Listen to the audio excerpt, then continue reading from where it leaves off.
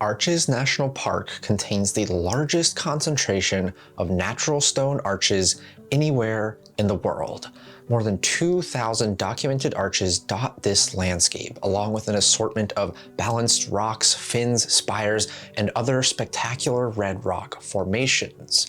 From the photogenic isolation of delicate arch to the seemingly impossible span of landscape arch, from the precarious solidity of balanced rock to the towering duality of double arch. It is yet another outstanding addition to the already mesmerizing Utah Canyon country.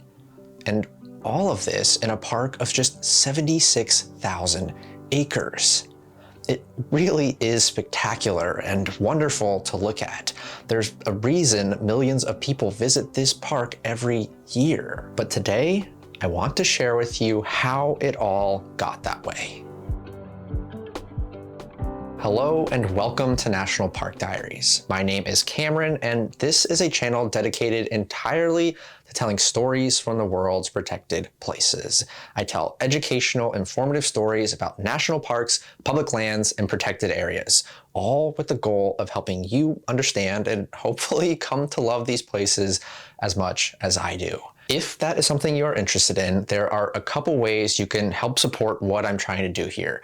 One of them is like all the YouTube stuff, like, subscribe, hit the little bell thing, leave a comment, all of that.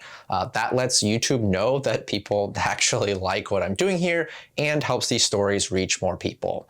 If you're really excited though about what I'm doing and want to support me more directly, I also have a Patreon, which you can check out at patreon.com/nationalparkdiaries. Got a lot of cool stuff over there, lots of good perks, all for as low as $2 per month. This channel is entirely fan-funded and I truly appreciate your support. It goes a long way to help keep this whole thing running. All right. Now let's figure out how arches got all of those arches. So, like with most other unique geological phenomena, you need a certain combination of ingredients. In this case, our first ingredient is salt? Probably not what you were expecting, but let me explain. About 300 million years ago, this area of what would become Utah was subject to nearly 30 different cycles of ocean advancing and retreating. And each time the ocean advanced and retreated, salt water became concentrated in what was known as the Paradox Basin. And because it was a basin, water had no outlet to leave. It eventually just evaporated away.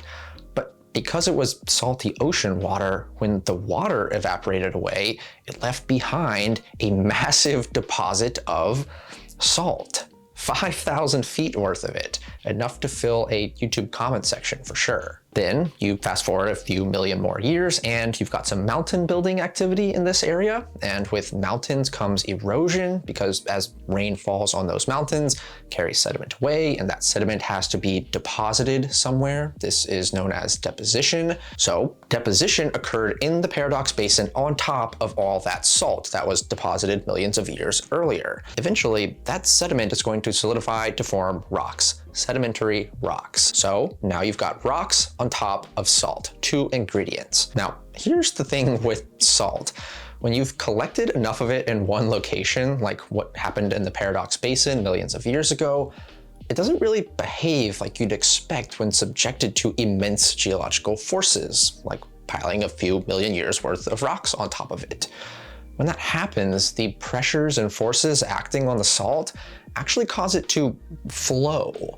It's a solid, yes, but it has these properties that cause it to act all weird, and over insanely long geologic timescales, yeah, it flows. Think of like a glacier, same relative concept. Anyway, so yeah, the salt is flowing underground, and then it runs into these deep-lying faults within the Earth's crust. Can't go through the faults, so instead this mass of salt is just pushed upward, causing a salt dome. Now, As the salt moves upward, again, it has this flow property, but the rock above it does not have this flow property. Rocks don't flow, they break, and that's exactly what happened. As the salt pushed upward, it caused the rock above it to break and fracture in these parallel vertical fissures. So now we've got this salt dome with these vertically fissured rocks above it.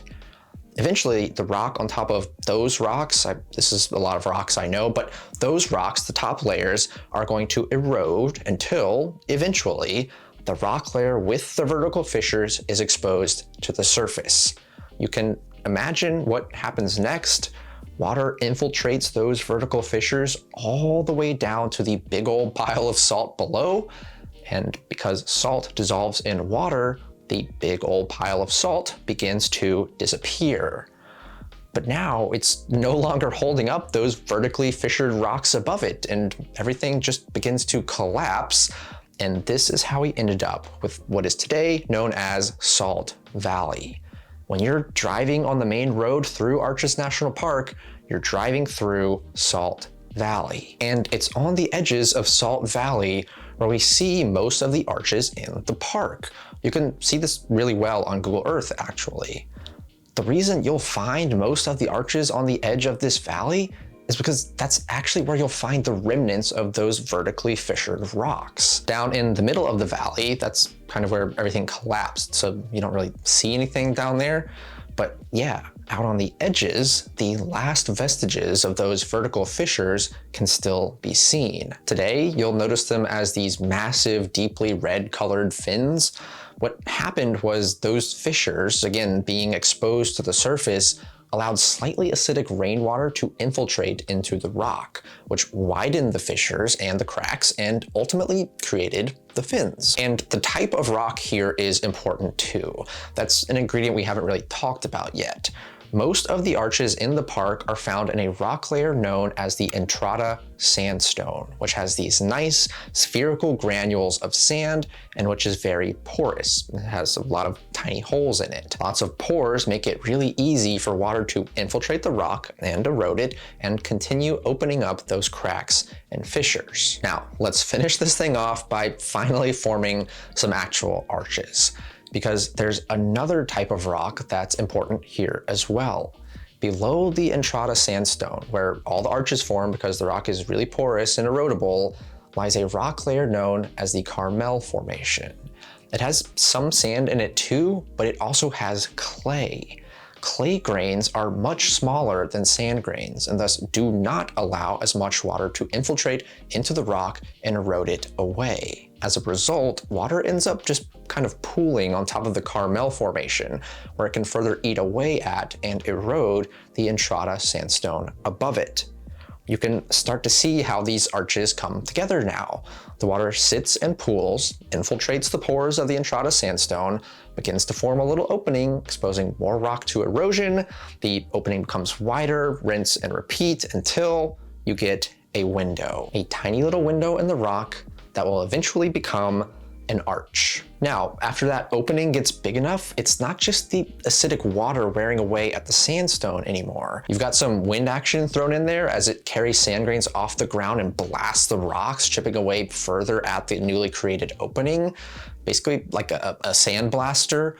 Once things get far enough off the ground too, gravity can even take over as the weight of the rock becomes too much to support itself, and these massive chunks can just fall off and enlarge the opening even further. This was actually captured on film at Landscape Arch in 1991, and that's how all these arches formed. Some familiar geological processes, yes, but a unique combination of ingredients.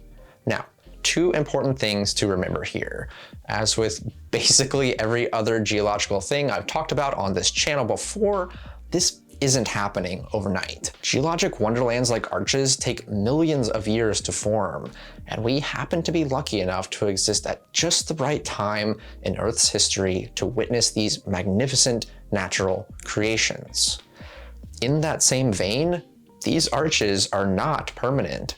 As sturdy and strong as they look today, the same forces that shaped them will eventually tear them down. See the collapse of Wall Arch in 2008.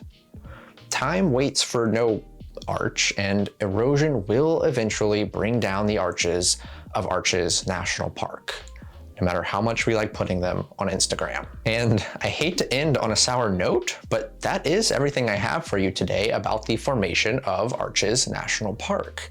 Have you ever been? Do you have a favorite arch? Let me know down in the comments below. Be sure to like, subscribe, and hit the little bell thing so you don't miss an episode.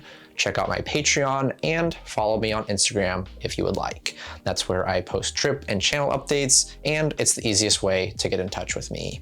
Thanks so much for watching. I'll see you next time. Goodbye.